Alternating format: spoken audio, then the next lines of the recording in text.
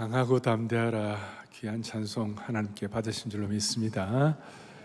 그리고 오늘 여러분 회중 찬송하셨는데 성령이 스승 되셔서 진리를 가르치시고 그 말씀 한 절 한 절이 내 마음에 교훈되도다. 오늘 한 절 한 절, 한 단어 한 단어가 여러분들에게 다 와닿기를 바라는 겁니다. 오늘 말씀의 제목을 기다리는 자는 복이 있도다 그렇게 했습니다. 기다리는 자는 복이 있도다. 오늘 18절 뒷부분에 보니까 이렇게 나와 있습니다. 여호와는 어떤 하나님이시니요? 정의 하나님이시라. 그렇기 때문에 그를 기다리는 자마다 복이 있도다 그랬습니다. 정의의 하나님이란 뜻은 억울함을 풀어주시는 하나님이시다. 우리의 통한의 심정을 풀어주시는 하나님이시다. 그러니까 그러기 때문에 그를 믿고 기다리는 자는 복이 있도다.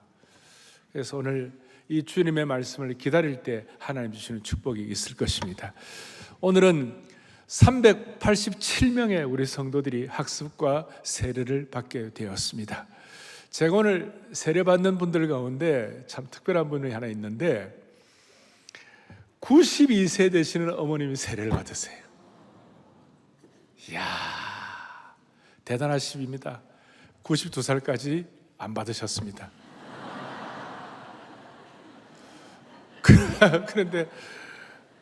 그런데 사실 암예배 때 받으셨는데요, 내가 가슴이 찡한 거예요 진짜. 이 세례도 너무 미루지 마시고 가능한 빨리 받기를 바랍니다.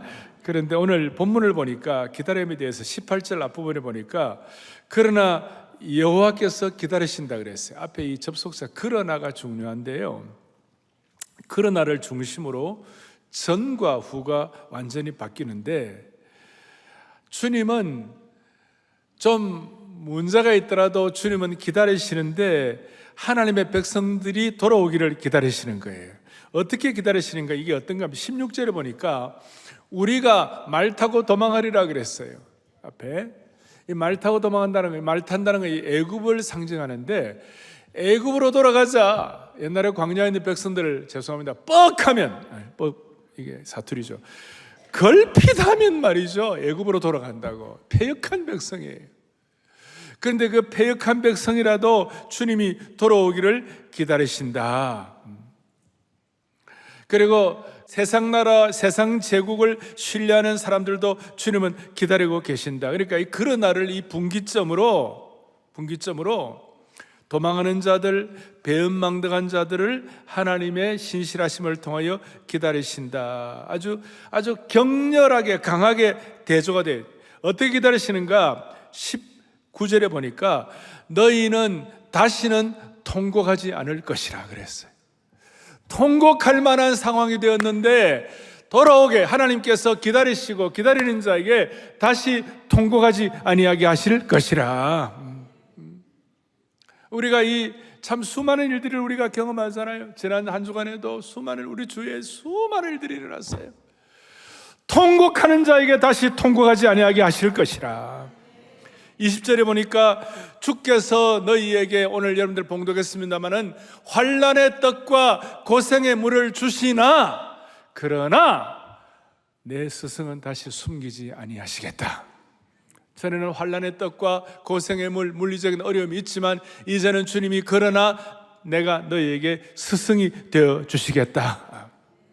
그리고 앞에 이사야 29장 11절에 보니까 전에는 하나님의 말씀, 계시의 말씀이 봉해졌지만 계시의 말씀, 이 묵시의 말씀이 다 이렇게 닫혀져 있었지만 그러나 이제는 계시의 말씀을 밝혀 주시겠다. 그러니까 오늘 이 우리 모두에게 그러나의 은혜가 있기를 바랍니다. 사실 오늘 제가 이 세례식 때문에 이렇게 아주 압축해서 말씀을 드리는 것이에요. 그러니까 다시요, 말씀 한 절 한 절을 깨닫는 지혜와 눈을 여러분들에게 열어주시기를 바랍니다. 자, 다시요, 18절에 그를 기다리는 자마다 뭐가 있도다? 복이 있도다. 그런데 이 그리스도인들의 기다림은 무턱대고 기다리는 것이 아니에요. 이거는 능동적인 기다림이에요. 말씀을 확신하고 말씀의 씨앗이 내게 뿌려졌을 때 이 씨앗이 반드시 추수를 할 것이다. 그걸 믿고 기다리는 것이에요. 따라서 여러분, 기다림도 용기예요. 저희 집 사람은 저한테 맨날 그래. 나는 당신 기다리다가 평생 산다고. 내가 그래서 기다리는 것도 용기야. 그리고 기다리는 것도 사역이에요. 여러분, 많이 기다리는 분들 많이 계시잖아요. 그런데 우리의 기다림은 능동적인 기다림이에요. 그리고 기다림 동안에 우리가 뭘 깨닫는가 하면 역사의 상선에서 구원의 수레바퀴가 돌아가는 것을 우리가 깨닫게 되는 것이에요.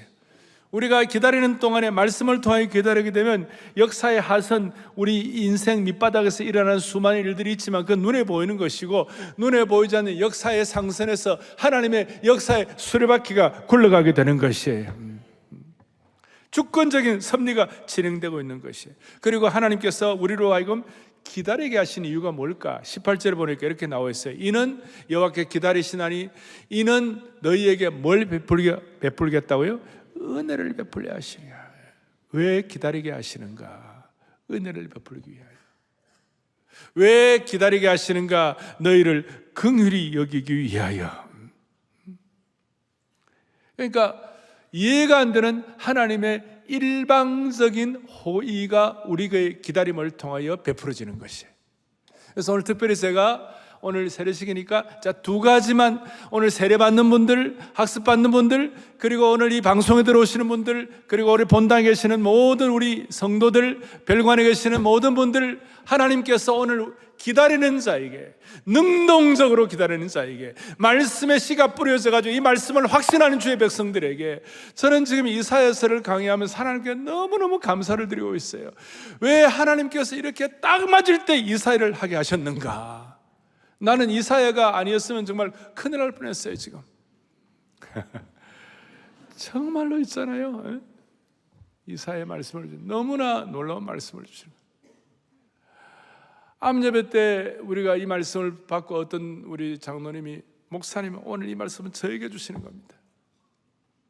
왜 그렇게 반응을 할 수 있었는지 두 가지 축복을, 두 가지 은혜를, 기다리는 자에게 주신 두 가지 축복을 지금부터 말씀을 드릴 테니까 여러분들 잘 말씀을 여러분의 것으로 확인하시고 능동적인 기다림의 은혜가 있기를 소망합니다.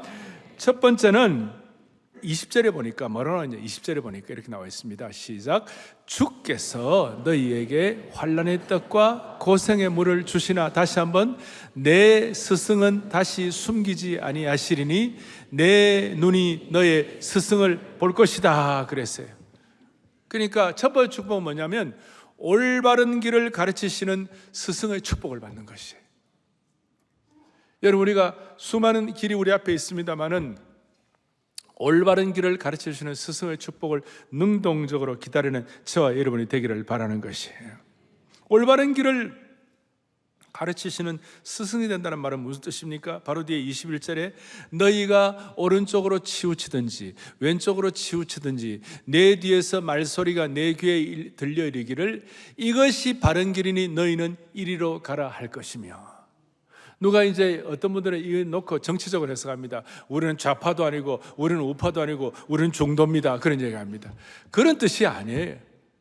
그런 뜻이 아니고 하나님은 우리가 오른쪽 왼쪽으로 가지 아니하고 우리가 올바른 길을 가게 해주시는 것이에요. 바른 길을 가게 해주시는 것이에요. 우리에게 틀린 길이 아니라 올바른 길로 인도하시는 주님을 찬양하는 것이에요. 대표적으로 우리가 받는 이 스승의 축복은 뭡니까? 목자가 양떼를 인도하여 우리 앞을 인도하시는 것처럼 목자 스승의 은혜를 받는 것이에요. 왜 당시에 이스라엘 백성들에게는, 이 남유다 왕국에는 왜 당시에 올바른 스승이 필요했을까요? 앞에 9절에 보니까 뭐라고 나와 있는가? 대저 이는 패역한 백성이요 거짓말하는 자식들이요 여호와의 법 듣기를 싫어하는 자식들이라. 패역하고 하나님 말씀 듣기를 싫어하는 이런 백성들이기 때문에 이런 백성들에게 제일 필요한 것이 참된 스승이 필요했다는 것이. 그래서 이 참된 스승은 목자이시고, 참된 스승은 하나님이시고, 참된 스승은 선지자의 말씀을 통해서 주시는 말씀이 될 수 있고, 오늘 우리 입장에서는 오늘 주일 말씀이 될 수도 있고, 또 우리 다락방마다 주시는 공동체의 은혜가 될 수도 있고, 다 포함될 수가 있는 것입니다. 그리고 이 스승은 세상의 스승과 같지 아니하고 신실한 목자이며, 또 집에서는 말씀을 가지고 자녀를 가르치는 신실한 부모가 될 수가 있고, 좋은 목자, 경건한 부모 다 포함될 수 있는 것입니다. 그런데 이런 스승의 역할을 제대로 하니까 앞에 29장 18절에 보니까 그날에 못 듣는 사람이 책의 말을 들을 것이고, 말씀을 들을 것이고, 어둡고 캄캄한 데에서 맹인이 눈을 뜰 것이다, 눈이 열릴 것이다. 그러니까 참된 스승의 은혜가 있으면 눈이 열리고 바른 길을 가게 된다는 것이에요. 그래서 바른 길을 가게 되는 단적인 예가 오늘 20절, 21절, 22절에 나와요. 22절에 뭐라고 나와 있는가? 22절은 여러분들이 안 읽었습니다만 같이 우리 합독하겠습니다. 또 너희가 너희 조각한 우상에 입힌 은과 부어 만든 우상에 올린 금을 더럽게 하여 불결한 물 던져 이르기를 아멘. 무슨 뜻입니까? 올바른 스승의 은혜가 있고 올바른 길을 가게 되면 그동안 하나님 아닌 우상을 의지하고 그 의지하던 잘못된 것들 다 던져버리고 온전한 상태에 이르게 된다는 뜻이에요. 오늘 이 은혜가 우리 모두에게 있기를, 충만하게 있기를 바랍니다. 이걸 신약의 창으로 해석하면 예수님이 참된 스승이시라는 거예요. 요한복음 13장 13절에 보니까 너희가 나를 선생이라 또는 주라 하니 너희 말이 뭐예요? 옳도다. 왜냐하면 그 선생님의 가르침이 이 영적인 권위와 능력이 있어가지고 이 일반 사람들과 다른 거예요. 마태복음 7장 29절에 뭐라고 나와 있습니까? 이는 예수님이 가르치는 것이 권위가 있는 자와 같고 그들의 서기관들과 같이 아니함이라. 진짜 하나님의 강력한 말씀이 되는 것입니다. 오늘 이 말씀을 듣는 여러분들, 오늘 이 말씀 앞에서 우리가 이 말씀을 받을 때, 여러분 이 말씀을 아까 제가 말씀을 드렸죠. 어떤 말씀이라고요? 능동적인 기다림으로 이 말씀을 들을 때 이 말씀이 저와 여러분에게 권위 있는, 권세 있는 말씀이 될 줄로 믿습니다. 자, 스승의 축복이 있었고, 두 번째로는 참된 영적 의사를 통하여 우리에게 참된 치유를 주시는 거예요. 오늘 26절을 여러분들이 읽었는데 26절을 다시 한번 크게 합독하도록 크게 보겠습니다. 여호와께서 자기 백성의 상처를 싸매시며 그들의 맞은 자리를 고치시는 날에는 첫째 뭐예요? 달빛은 햇빛 같겠고, 두 번째 뭐예요? 햇빛은 7배가 되어 7날의 빛과 같으리라. 할렐루야. 정말 기가 막힌 표현이에요. 이사야는 궁정시인이라고 그랬습니다. 로얄 포이트, 정말 궁정시인이에요. 얼마나 표현이, 지금도 어떤 시인이 이런 표현을 할 수가 있겠습니까? 달빛같이 어둡고 힘들고, 그리고 좀 이렇게 희끄무리한 이런 상태의 그런 사람들이 햇빛 같겠고, 또 적당한 햇빛은 적당한 햇빛이 아니라 7배가 되어 7날의 빛과 같으리라 그랬어요. 여러분, 우리 일반적으로 낮에 2만 룩스라고 그래요. 2만 룩스가 7배가 되면 14만 룩스가 되는데, 정오의 햇빛은 10만 룩스라고 그래요. 그 10만 룩스가 7배가 되면 70만 룩스가 되는 거예요. 우리의 어둡고 한탄스럽고 힘든 상황이 70만 룩스의 밝은 빛을 받게 된다 이겁니다. 그야말로 어두운 인생 가운데 별이 빛나는 밤을 경험하게 되는 겁니다. 밝은 은혜를 받는 것입니다. 아주 밝은 은혜를. 그러니까 어두운 인생, 어두운 아픔, 여러 가지들이 있잖아요. 해보다 더 밝은 빛, 그걸 받는다는 것이, 여기에는 치유의 은혜가 있는 거예요. 여러분, 우울증 있는 사람들, 또 외상들, 정신적인 상처, 이런 분들에게는 따뜻한 햇볕이 좋다고 합니다. 햇볕은 엄청난 치유의 힘이 있기 때문에. 그러니까 그것들을 지금 꼭 7배라기보다도 아주 상징적으로, 이상적으로 표현하는 거예요. 진짜 말씀 의지하여 기다리는 자에게는 결국은 세상 사람들은 상상도 못할 정도로 확실한 치유를 주신다 그 말이에요. 확실한 치유. 좀 더 깊이 들어가면 빛 대신 하나님께서 7배의 이 새하늘과 새 땅을 허락하실 그날은 모든 상처가 치유되는 날이 될 줄로 믿습니다. 이거는 과거에 출애굽 때 하나님이 그렇게 하셨어요. 출애굽 때 열재앙 가운데서 고통당하는 그들에게 홍해를 건너게 하시고, 출애굽기 15장 26절에 잘 아시는 대로 크게 우리 합독합니다. 내가 애굽 사람에게 내린 모든 질병 중 하나도 너희에게 내리지 아니하리니 그 다음에 나는 너희를 치료하는 여호와 이름이라. 할렐루야. 나는 너희를 치료하는 여호와임이라. 소위 제호바 라파, 여호와 라파, 선한 의사처럼 그들의 상처를 싸매시며 그들의 맞은 자리를 고쳐주신다는 것입니다. 그 맞은 자리는 터진 자리, 그 다음에는 트라우마, 상처, 우울 다 포함된다는 거예요. 그리고 이것은 여러분 개인뿐만 아니라 공동체에 수많은 치유도 주시고, 그리고 이민족에게 임하는 수많은 우울증, 트라우마, 상처, 모든 아픔들을 주님이 회복시켜 주실 것이다. 어떻게? 달빛은 햇빛이 되겠고, 적당한 햇빛은 7배의 햇빛의 은혜를 주신다는 것이에요.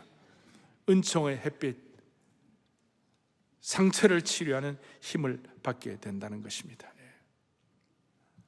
그래서 우리의 마음속에, 아까 능동적인 기다림이 있는 사람에게는 우리의 마음속에 주님이 주시는 치유를 경험하기를 원합니다는 간절한 소망을 갖는 것이에요.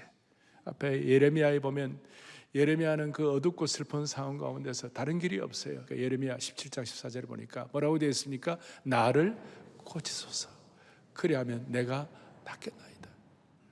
그러니까 치유하시는 이 주님, 우리를 고쳐주십시오.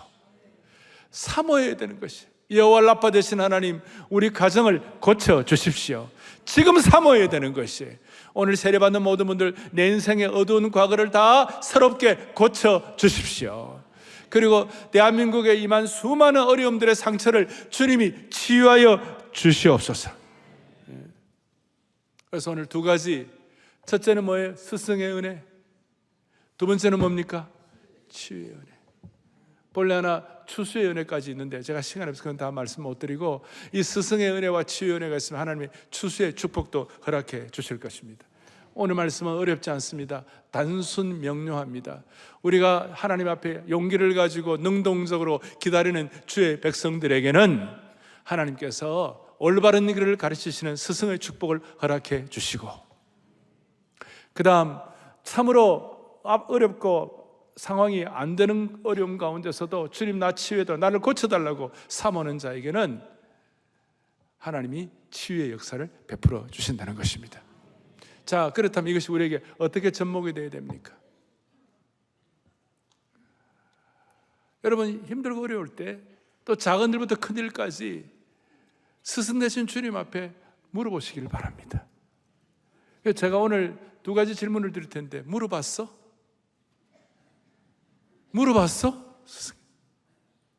그리고 고쳐달라고 치유를 기도해 봤어? 치유를 요청해 봤어요? 오늘 이 말씀이 탄핵 정국 이후에 대한민국에 주시는 은혜가 되기를 바라는 겁니다. 제가 신학교 시절에 듣던 영어 중에 하나인데, 제가 영어로 그대로 죄송합니다. God has made everything beautiful in his time. God has made everything beautiful in his time. 하나님께서는 기다리는 자에게 모든 것을 아름답게 이루어 주시는 것입니다. Has made. Have a PP. 중고등학교 때 열심히 공부하셨죠, 다들? 완료형. 계속 해오신 거예요. 계속 해오신 거예요. 그런데 한 걸음 더 나아가지고 God makes everything beautiful in His time. 지금 이거 믿고 기다리는 자에게 그의 모든 것들을 아름답게 이루어 주실 것입니다. 한국 교회만 똘똘 뭉치고 정신 차리면 하나님은 이 길을 새롭게 해 주시리라고 믿습니다. 정치 상황에서도 주님이 스승되어 주시기를 바라고, 상처난 한국의 모든 상황에서 하나님께서 의사가 되어 주셔서 싸매임과 고쳐주심과 만져주시기를 소원하는 것입니다. 또한 산불 피해를 입은 우리 모든 분들에게도 하나님이 만져주시기를 소망합니다. 오늘 이 마음을 가지고 오늘 세례식 거행하고 우리가 마음을 다할 때 하나님이 우리에게 정말 다시 이 나라를 새롭게 하시고 이 나라를 치유해 주실 것입니다. 할렐루야. 우리 나 속죄함을 받은 후 4절에 나 속죄함을 받은 후 보혈의 공로로 나 주의 은혜 입으니 늘 평안합니다. 오늘 이 말씀 그대로 믿고 의사의 축복, 스승의 축복을 허락하여 주십시오. 찬양하고 세례식 거에 가겠습니다. 나 속죄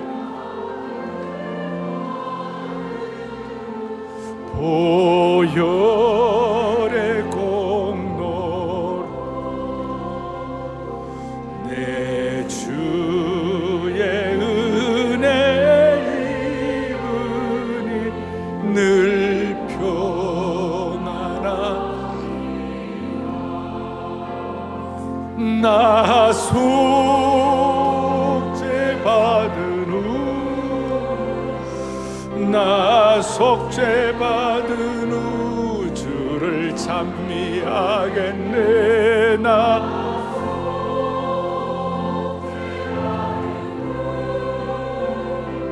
주의 이름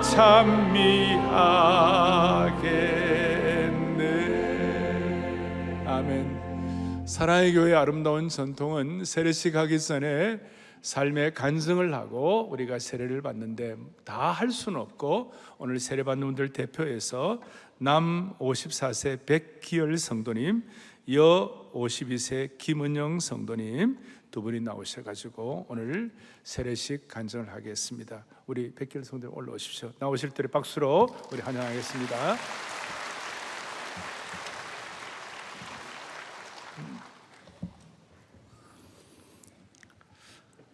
저는 어릴 적부터 성당을 다녔지만 저의 인생은 늘 어딘가 메말라 있었습니다.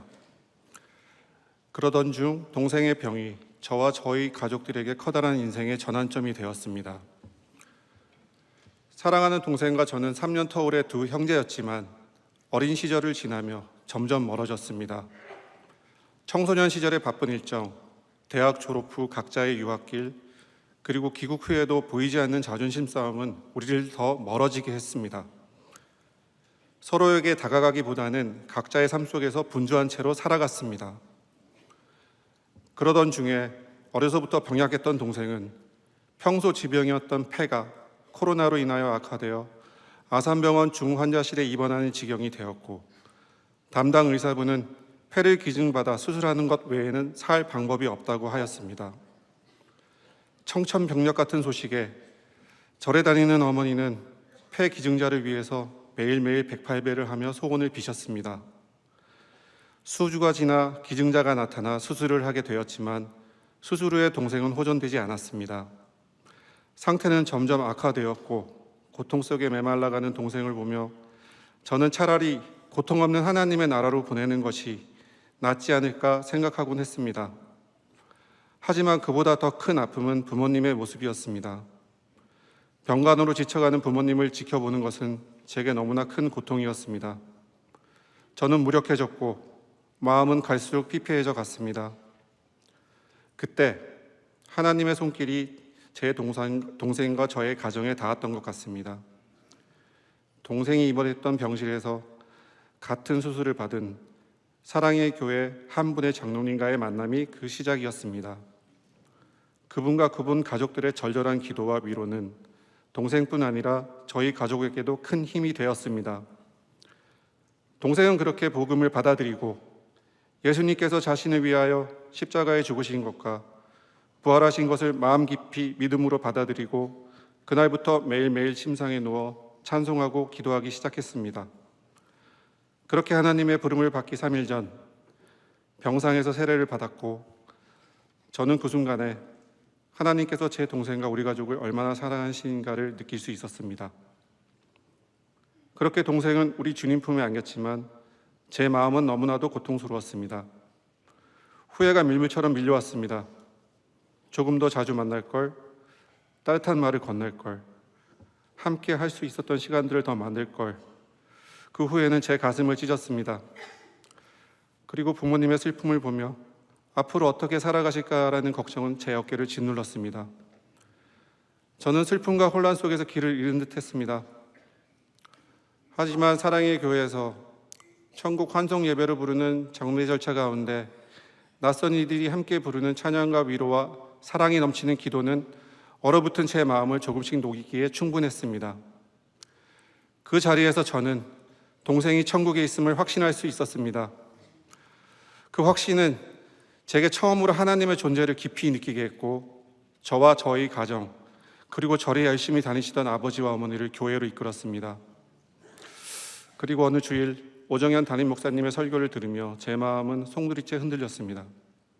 설교 말씀은 제 안에 깊이 숨겨졌던 교만함과 비판적인 마음을 비추어 주셨고, 저는 말씀 앞에 엎드릴 수밖에 없었습니다.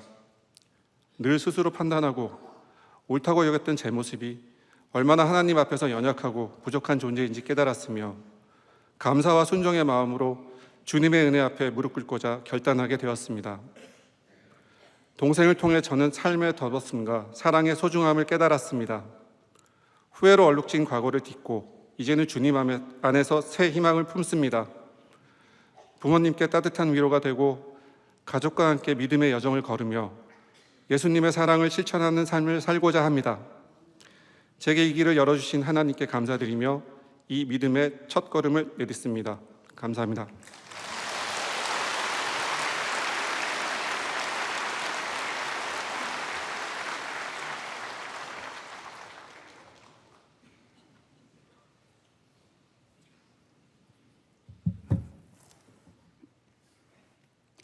예수님을 믿은 이후 저는 모든 순간순간 주님께서 역사하시는 경이로운 시간 속에서 살고 있습니다. 하지만 예수님을 만나기 전 저의 삶은 불행의 연속이었습니다. 승무원으로 사회의 첫 발을 내디딘 후 대기업에서 직원들 교육, 기획을 담당하기도 했고, 대학에서 겸임교수로 일을 하기도 했습니다. 국내 최고 명문대학을 나온 남편은 포닥 과정 중 좋은 논문을 썼고 사업성도 있다 평가받는 전도 유망한 사람이었습니다. 하나뿐인 아들은 아역 모델 제안을 여러 번 받을 정도로 사랑스럽고 착하고 또한 맑은 아이였습니다. 언뜻 보면 완벽해 보였던 저의 가정, 하지만 불행이 곧 시작되었습니다. 남편이 시작한 스타트업 기업은 끝이 보이지 않는 연구개발로 직원들 월급조차 주기 힘든 상황이 몇 년 동안 이어졌습니다. 남편은 극심한 스트레스 속에서 매일매일 술로 보냈고, 빚 때문에 신용불량자 직전까지 내몰렸습니다. 그렇게 영민해 보이고 사랑스러웠던 아이는 ADHD 중증으로 진단받았습니다. 초등학교에서 고등학교 졸업 때까지 학교 폭력에 시달렸고, 그 후유증으로 지금까지 마음의 상처를 안고 살아가고 있습니다. 아이 치료에 집중하기 위해 저는 일을 그만두고 수소문해서 좋다는 곳을 다녔습니다. 유명하다는 점집을 찾아 자주 상담하고 그 곳에서 제 인생을 구원받고자 했습니다. 동시에 저에게 왜 이러십니까? 제가 무슨 잘못을 그렇게 크게 하며 살았나요? 이렇게 원망의 기도는 꼭 주님께 했습니다. 급기야 저는 유방암 3기 진단을 받게 되었고, 극심한 공황장애와 불면증 또한 같이 찾아왔습니다. 고3이었던 아이는 충격으로 대학을 포기했습니다. 매일 죽음을 생각했고 이 고통을 마무리하고 싶었으나 아이를 생각하면 차마 그럴 수 없었습니다. 그때 남편의 지인이던 사랑의 교회 다니는 의사 선생님이 저의 사정을 듣고 사랑의 교회로 인도하셨습니다. 항암이 끝나고 수술까지 1년여의 기간을 사모님과 두 분이서 저의 부부와 매주 예배를 드리며 하나님을 믿는 성도로서의 롤모델을 보여주셨습니다. 극심한 항암의 고통 속에서도 하나님은 제 곁에 늘 함께 계셨고 놀랍도록 제 기도에 응답하셨습니다. 어떤 약도 듣지 않았던 불면증, 그 공황장애를 주님께서 고쳐주셨습니다. 머리가 빠지고 항암의 고통과 부작용이 너무 심해 그 누구도 만날 수 없던 그때, 저는 아파트 내부에 있는 작은 숲을 제 나름대로 성령의 숲이라 이름 짓고 매일매일 그곳에서 기도를 드렸습니다. 몸은 고통스러웠지만 이전에 경험해 보지 못했던 따뜻함과 평안함을 느낄 수 있었던 시간들이었습니다. 하나님의 임재는 저의 가정을 다시 일으켜 세웠습니다. 불가능할 것 같았던 남편의 알코올 의존증도 거의 고쳐졌고, 아이는 포기했던 대학 준비를 다시 시작했습니다. 드디어 내 삶이 주님을 통해 안정적으로 흘러가는구나 싶은 그 순간 남편의 사업은 투자사의 자금 회수라는 초유의 사태에 직면하면서 회사가 존폐 위기에 놓이게 되었습니다. 누구보다 힘들었을 남편은 제천 기도 동산을 방문 후 오직 주님만이 이 난제를 해결할 수 있다는 전적 위탁의 깨달음을 얻고 매 순간 기도로 결정하는 기도의 사람으로 변화되어 있었습니다. 응답되지 않는 기도, 끝없이 계속되는 고통의 연속인 제 삶을 비관하며 교회를 진실로 떠나고 싶었을 때 담임 목사님은 마치 저희 부부와 개인 이야기를 나눈 후 설교를 하시는 것처럼 저희 부부 맞춤형 설교를 주셨습니다. 광야와 카이로스의 시간이 결국 우리 앞에 가장 좋은 것을 주시려는 주님의 천국 맞춤형 사람으로 다듬어가는 과정임을 깨달으며 성숙하고 있습니다. 남편 회사에서 개발하던 제품은 지금 임상시험을 앞두고 있습니다. 주님의 은혜로 아이는 이번에 대학에 들어갔습니다. 지나고 보니 광야의 시간은 담임 목사님 말씀처럼 우리 가족의 삶을 더 좋은 쪽으로 변화시키고 가족 구성원 모두를 주님 곁에 밀착시키는 시간들이었습니다. 우리를 사랑하시기에 고난을 허락하시는 하나님의 섭리도 감사하게 받아들이게 되었습니다. 만약 하나님께서 저에게 제 인생에서 암과 싸웠던 그 힘든 시간을 송두리째 사라지게 해주시고 그로 인한 암 재발에 대한 두려움, 항암 후유증의 고통도 모조리 없애주시겠다고 저에게 제안하신다면 저는 한치의 망설임도 없이 아니요 라고 대답할 것입니다. 왜냐하면 저에게 있어 암은 주님을 만나게 해준 고마운 병이기 때문입니다. 이제 고난 속에서 만난 하나님께 저의 삶을 온전히 드리기로 결단합니다. 앞으로의 모든 걸음이 주님을 위한 걸음이 되기를 소망하며 살아가겠습니다. 감사합니다.